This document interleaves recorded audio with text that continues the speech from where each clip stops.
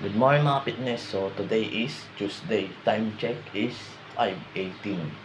So a day in a life naman tayo ngayon. So full day of eating. So 3,000 calories yung i-add ko na calories a day. So a day in my life 3,000 calories. So meron uli ako ditong 5 itlog, yan, nilaga. So, nasa 65 grams of protein. Then, meron ako dito na gardenia slice. So, nasa 31 grams of carbs. Then, 5 grams of protein. Then, 1 gram of fats. So, mababa yung fats niya. So, meron naman ako dito na ham, spread, ready squares. Yan, so ito yung papalaman ko sa sa gabi niya mga fitness. So yung energy niya is 62 calories. Yung carbohydrates niya is 4 grams. Yung protein niya is 0. So ito naman yung aking cornflakes, tsaka yung andin na gatas. Meron siyang bones, joints, muscles. Yan. So, and then protein. Tapos, yung skyflakes. So, yung skyflakes, so, yung calories niya is 123. Yung saturated fat niya is 4. So, yung protein niya is 3 grams.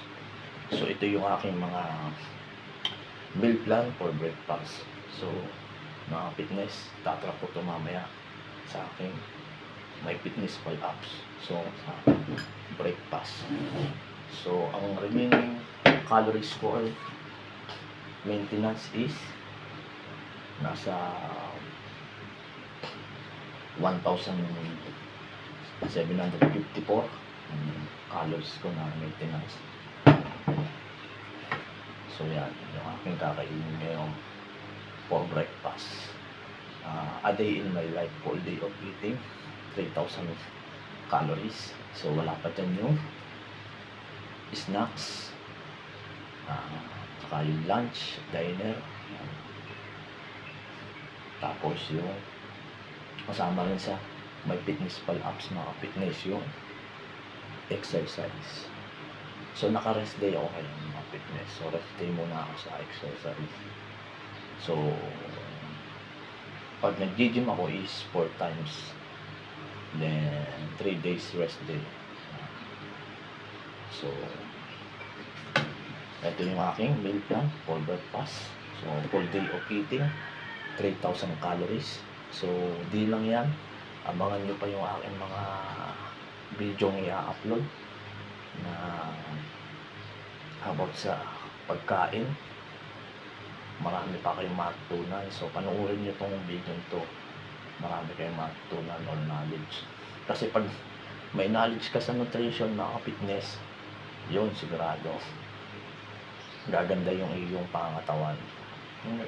Gaganda yung pangatawan mo, lalo na pag beginner ka. So makikita mo yung pagbabago ng iyong katawan. So lalo na pag alam mo yung pag-compute ng calories. Yan. So paano makuha yung calories base sa height and weight and age niya. So BMR, then TDE. Ayan yun. Kung paano mo siya kukunin yung calories mo na ipapasok mo sa iyong katawan. Yan. So, yun lang mga fitness. Sana nyo natutunan naman kayo sa video ito. And thank you mga ka-fitness. And tuloy-tuloy lang. And God bless. Stay fit and healthy.